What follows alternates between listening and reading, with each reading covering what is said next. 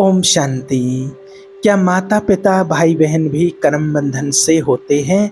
हमको ये सब रिश्ते भी क्या कर्म बंधन से मिलते हैं? पहले देखिए, जब वीडियो बनाया है कर्म बंधन के ऊपर कि पति पत्नी एक दूसरे का हिसाब किताब कार्मिक अकाउंट होता है, उसके कारण ही वो एक दूसरे से मिलते हैं और अपना हिसाब किताब चुकाने के लिए आते हैं। तो कई लोगों ने कमेंट करके पूछा है, कॉल से भी पूछा कुछ लोगों ने कि पति पत्नी कार्मिक अकाउंट हो गया, लेकिन जो माता पिता हैं या जो हमें भाई बहन मिलते हैं, जो भी हमें रिश्ते मिलते हैं, तो क्या ये भी हमारा कर्म बंधन होता है? क्या ये भी कर्म बंधन के अनुसार ही मिलते हैं? तो हाँ, देखिए, आपके साथ कोई भी संबंध आपके साथ जुड़ा है, चाहे आपको माता हो, पिता हो, बच्चे हो, बच्ची हो, भाई हो, बहन हो, पति हो, पत्नी हो, तो ये आपका कार्मिक अकाउंट ही होता है। अब इसको चुकतू कैसे करना है, इससे मुक्ति कैसे हो सकती है, उसकी विधि भी आज आपको बताएंगे। देखिए, जितने भी हमारे रिलेशंस होते हैं, नज़दीक के रिलेशन होते हैं, जितने भी लोगों के जीवन में देखा गया है, बहुत सारे लोगों ने अपना पास्ट लाइफ कराया है, PLR कराया है, उसके माध्यम से भी कितने सारे डॉक्टरों ने भी बताया है, और जो पास्ट लाइफ जिन्होंने कराया है तो उन्होंने भी बताया है कि वास्तव में जो भी हमारे सबसे इंटीमेट रिलेशन होते हैं वो भी मुझे मिलता है हमारे जीवन में। इस पर्सन के साथ लगभग हर एक इंसान के साथ लेने या देने का कोई ना कोई संबंध होता है। ये बात बिल्कुल सत्य है। हर पर्सन या तो कुछ हर व्यक्ति जो भी आपसे जुड़ा हुआ है, या तो वो आपसे कुछ लेने के लिए आया है या फिर आपको कुछ देने के लिए आया है। जिससे भी आपका कार्मिक अकाउंट जुड़ा है वो ही व्यक्ति आपके पास आता है, और जो जितना क्लोज है वो उतना ही लेने देने के रिश्ते में बंधा हुआ होता है। जो जितना क्लोज रिश्ता होता है उतने ही दिन वो लेने देने के लिए बंधा हुआ होता है। खास तौर पर पति या पत्नी जिसके साथ इंसान सारा जीवन जिनके साथ निकालता है, उनका तो बहुत ही क्लोज रिश्ता होता है। जिसके लिए जो शब्द वेस्टर्न फिलॉसफी में यूज़ किया गया है, पति पत्नी के लिए शब्द उन्होंने यूज किया है, जो सबसे नज़दीक हैं वो सबसे बड़े दुश्मन होते हैं एक दूसरे के। सबसे नज़दीक भी हैं और दुश्मन भी हैं। तो एक शब्द ऐसा क्यों यूज़ किया गया है? क्योंकि अगर सबसे ज़्यादा आपको कोई सताता है, आपको परेशान करता है, आपको तंग करता है, तो वो भी पति या पत्नी है। और अगर आपको कोई सबसे अधिक चाहते हैं, सबसे अधिक आपको प्यार कर सकते हैं और करते हैं, तो वो भी पति और पत्नी ही हैं। अब ये बड़ी वंडरफुल चीज़ है, क्योंकि हर जगह विरोधाभास भी होता है इस चीज़ का। तो इसको आज समझते हैं। देखिए, जो पति और पत्नी के रिश्ते के अंदर आप पाएंगे कि जो हर पर्सन जो भी आपको आज इस जीवन में या पिछले जीवन में आपसे कुछ लिया है, तो वो आपको देने की उम्मीद करेगा और देता ही है। और अगर उसने कुछ आपको देना है, आपसे पहले लिया है तो आपको देगा, और अगर आपने पहले लिया है तो वो आपसे लेगा। क्योंकि ये लेने और देने का ही सिलसिला होता है। हमने अनेक जन्मों में किसी से कुछ लिया है तो उसको देना पड़ेगा, और दिया है तो उससे लेना पड़ेगा। अब वो सुख हो, दुख हो, कुछ भी हो सकता है।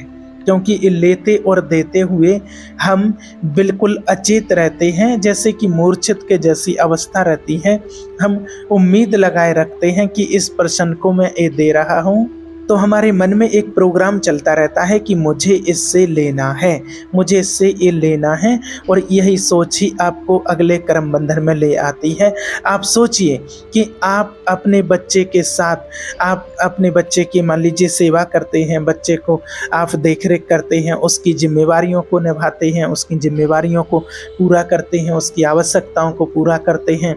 तो क्या आप निष्काम भाव से कर पाते हैं कि मैं अपने बच्चे की हर तरह से जिम्मेवारी लूं, पूरी जिम्मेवारियों को उठाऊं, और बच्चा मेरी बिल्कुल भी परवरिश ना करे, मेरी देखभाल ना करे, मेरी कोई सेवा ना करे, या एक समय आने के बाद बच्चा मुझे पूछे भी ना, या एक बार आपको बता दिया जाए कि बच्चा आपको आगे चल के पूछेगा नहीं, तो फिर क्या आप उसी भाव से सेवा कर पाएंगे जिस भाव से आप अभी कर रहे हैं?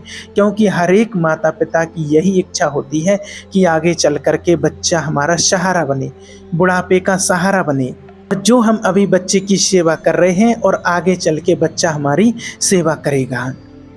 हर एक के अंदर ये भाव होता है। जब आप ये जान लें कि ये बच्चे की आप सेवा तो आप कर लो, लेकिन आगे ये सेवा आपकी नहीं करेगा, जीवन भर आपका साथ नहीं निभाएगा या बुढ़ापे में आपका सहारा नहीं बनेगा, जो कि इनडायरेक्टली आपकी डिमांड ही होती है। अगर आपको ये पता लगे तो फिर क्या आप अपने बच्चे के साथ वैसा ही रिलेशन बना पाएंगे जैसा पहले था? अगर बना सकते हैं तो फिर मान लीजिए कि आप बहुत बड़े सन्यासी हैं, फिर आप महात्मा हैं, फिर आपको किसी सन्यासी की ज़रूरत नहीं है, आप गृहस्थ में महात्मा हैं। तो यही जो भीतर का हमारे अंदर का जागना है, होश पूर्वक रहने से ही इन संबंधों में जो बंधन वाला कारक है उसको हटाया जा सकता है। सिर्फ बंधन से मुक्ति पानी है, रिश्तों से मुक्ति नहीं पानी है। जो भगवान ने भी हमसे कहा है, परमात्मा ने कहा कि हम सभी आत्माएं हैं, और आत्माएं जब आती है एक दूसरे के कनेक्शन में, जब शरीर लेकर के जन्म लेती है तो वो कुछ ना कुछ अपने हिसाब किताबों को चुकाने के लिए ही आती है, और हम उसको अपना समझ करके इतना मोहित हो जाते हैं, उन पर इतना मोह कर लेते हैं, और जब जिस चीज़ की जिस तरीके से हम उनसे उम्मीद लगा लेते हैं, और जब वो उम्मीद पर सामने वाला खरा नहीं उतरता है, बेटा हो, बेटी हो, भाई हो, माता हो, पिता हो, पत्नी हो, कोई भी हो, जिस उम्मीद से हमने उसको चाहा है, उस उम्मीद से अगर वो हमारी उम्मीद पूरी नहीं करता है तो हमें बहुत दुख होता है, और आपके दुख का कारण यही होता है। तो इस प्रकार हमें सिर्फ बंधन से मुक्ति पानी है कि ये एक आत्मा है, मैं भी एक आत्मा हूँ, मैं परमात्मा की संतान, ये आत्मा भी संतान, और मेरा कुछ कार्मिक अकाउंट है पूर्व जन्म का इस आत्मा के साथ, इसलिए ये आत्मा अपना हिसाब किताब मुझसे चुकतू करने के लिए आई है। इस हिसाब से आप इस बंधन से मुक्त हो सकते हैं।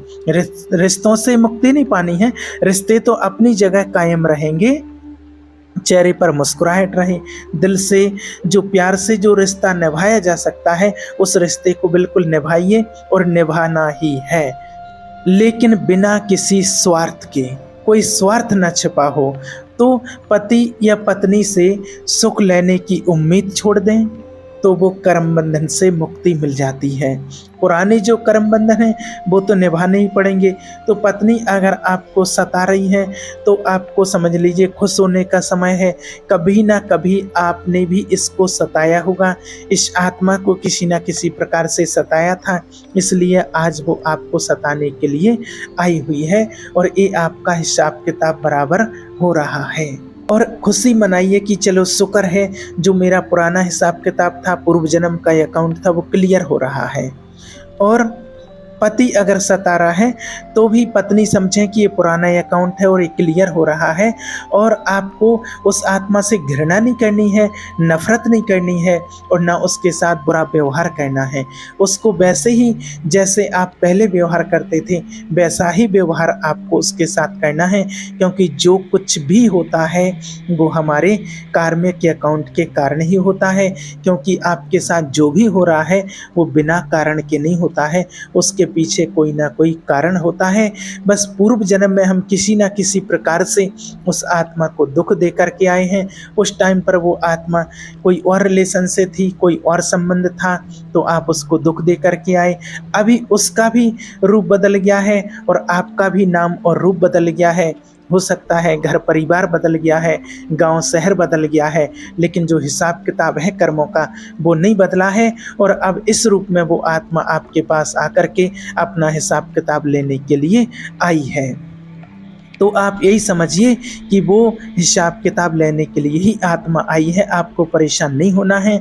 मान लीजिए अगर कोई आपसे पैसे ले गया है, कोई मित्र हो, संबंधी हो, कोई भी अगर पैसा ले गया और उसने लौटाए नहीं, आप कितना भी परेशान हो लें, अगर वो नहीं लौटा रहा है तो आप क्या कर सकते हैं। कुछ लोग रोते रहते हैं, तड़पते रहते हैं, परेशान होते हैं। वो आपका कर्म बंधन था, निभा लिया और वो ले गया, और वो ले गया तो उस पर मिट्टी डालो और आगे बढ़ो। सारा जीवन उसको लेकर के दुखी होते रहेंगे, हाय हाय करते रहेंगे, रोते रहेंगे, मेरे पैसे ले गया, ऐसा कर गया, और फिर कर्म बंधन आप क्रिएट कर रहे हैं। वो पुराने अकाउंट की वजह से आपसे पैसे ले गया, आपने कभी उससे लिए होंगे तो वो आत्मा आज आपसे ले गई है, इसलिए आप उसके पीछे ज़्यादा परेशान ना हो और फिर अपना कर्म बंधन ना बनाएं और उसी चिंता में ना बैठे रहें। आप अपना पुरुषार्थ करके कर्म करके फिर से वो पैसे कमा सकते हैं, हासिल कर सकते हैं। और अगर आप दुखी होकर के उसको दुख दे रहे हैं कि ये मेरे से पैसे ले गया है और मैं आगे चल करके इसको दुख दूंगा, तो देने के लिए भी तो आपको फिर आना पड़ेगा ना, फिर आप नए बंधन क्रिएट कर रहे हो। इसलिए जो जितने क्लोज रिलेशन देखिए जितने होते हैं तो वो हमारे लेनदार या देनदार ही होते हैं। अगर कोई लेनदार होगा, अधिकतर लोग तो लेनदार ही समझिए, देनदार तो बहुत थोड़े ही होते हैं। पुत्र या पुत्री, पति या पत्नी, सब लेनदार हैं, सब लेने के लिए आते हैं, थोड़ा बहुत सुख दे भी देते हैं। तो वो कभी ना कभी हमने उनके साथ दूसरा पार्ट भी बजाया होगा, प्ले किया होगा, कुछ आपने दिया भी होगा, तो उसके रिटर्न में आपको कभी कभी वो सुख देते भी हैं। लेकिन सब अपना अपना हिसाब किताब चलता रहता है। आप जाने या ना जाने, माने या ना माने, हर एक के साथ एक कर्म बंधन ऐसे ही होते हैं। आपके मानने या ना मानने से कोई फर्क नहीं पड़ता। कई लोग कमेंट करते हैं कि हमें विश्वास नहीं होता है, किसने देखा है पूर्व जन्म का, इस जन्म में किया हुआ इसी जन्म में मिलना चाहिए, अगले जन्म में कौन देखता है। तो देखिए, माने या ना माने इससे कोई फर्क पड़ने वाला नहीं है। ये प्रकृति का जो नियम है, इस ब्रह्मांड का जो नियम है, इसको कोई माने या ना माने उसको कोई फर्क नहीं पड़ता है। लेकिन जो उसका नियम होता है उसको उस नियम के अनुसार ही चलना पड़ता है और वैसा ही होता है। मान लीजिए अगर आप किसी दिन जाग नहीं रहे हैं, सुबह हो गई है, सो रहे हैं, आप अपने कमरे के गेट बंद किए और लाइट बंद किए हैं और सो रहे हैं, और अगर आपको कोई कहता है कि सुबह हो गई है, सूरज उगाया है और उठ जाइए, तो आप कहते हैं आपके कमरे में अंधेरा है, और आप कहते हैं कि मैं कैसे मानूं कि सूरज निकल आया है, अभी तो अंधेरा है मेरे रूम में और सूरज नहीं निकला है। तो आपके मानने या ना मानने से ऐसा थोड़ी कि आप सो रहे हैं तो भाई उस दिन सूरज नहीं निकलेगा। सूरज तो अपने टाइम पर निकलेगा, रोशनी होगी, सब कुछ होगा, लेकिन आप अपने अंधेरे में पड़े हैं तो आपके मानने या ना मानने से कुछ नहीं होता है। इसी प्रकार से कर्मों का हिसाब किताब होता है कि आप माने ना माने, इसको स्वीकार करें या ना करें, लेकिन जो सत्य है उसको कोई टाल नहीं सकता है, ना उसको कोई बदल सकता है। इसलिए ये सब अपना अपना हिसाब किताब चलता रहता है। आप जाने इसको या ना जाने, हर एक के साथ एक कर्म बंधन ऐसे ही चलते हैं। और जिस दिन हिसाब किताब पूरा हो जाता है वो पर्सन भी आपके जीवन से फिर गायब हो जाता है, चला जाता है। पति पत्नी में भी कई बार तलाक हो जाता है या किसी कारण से दूर हो जाते हैं, बेटा भी विदेश चला गया है, कुछ और हो गया, या फिर कोई अलग रहने लगा, या फिर कई लोगों के जैसे शरीर छूट जाते हैं, मृत्यु हो जाती है। तो जब तक वो कर्म बंधन था तब तक आपके साथ में थे, और जैसे ही आपका हिसाब किताब पूरा हो गया है तो फिर वो आत्मा आपके पास से चली जाती है। आपका कर्म बंधन खत्म हो गया है, अब इससे ज़्यादा कोई लेना देना नहीं होगा। अब जो अभी हो रहा है इसको तो आपको प्यार से स्वीकार करना ही है कि जो है वो तो पुराना हिसाब किताब है, और आगे के लिए कोई कार्मिक अकाउंट ना बनाना ये बहुत ज़रूरी है कि अगला अकाउंट क्रिएट ना हो। इसके लिए भगवान को याद करें, भगवान से प्रार्थना करें, और इसके लिए इस अकाउंट को, अभी जो कर्म बंधन है इसको, इस अकाउंट को बड़े क्लियर कट करते हुए चलते रहें।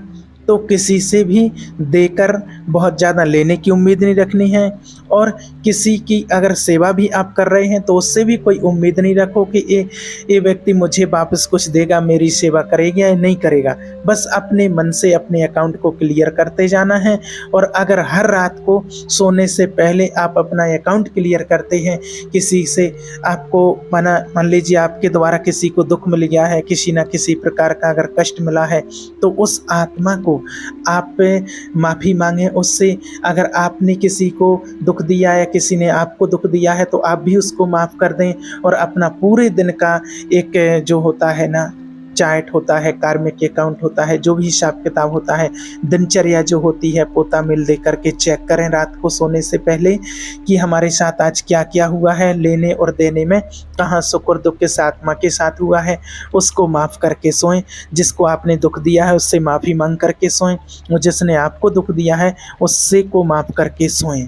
तो क्लियर करके सोएंगे तो आप बिल्कुल निश्चिंत होते रहेंगे और आप जानेंगे कि जीवन में एक आनंद सहज ही उतरने लगा है। फिर आपको किसी और के पीछे आनंद या खुशियों के पीछे आपको भागने की ज़रूरत नहीं पड़ेगी। ये आपका पूरा जीवन ही आनंद की परिभाषा बन जाएगा। तो आप भगवान को याद करते रहें और अपने आप को इस तरह से अपने कर्म बंधनों को, हिसाब किताब को चुकतू करते हुए और आगे बढ़ते रहें। ओम शांति।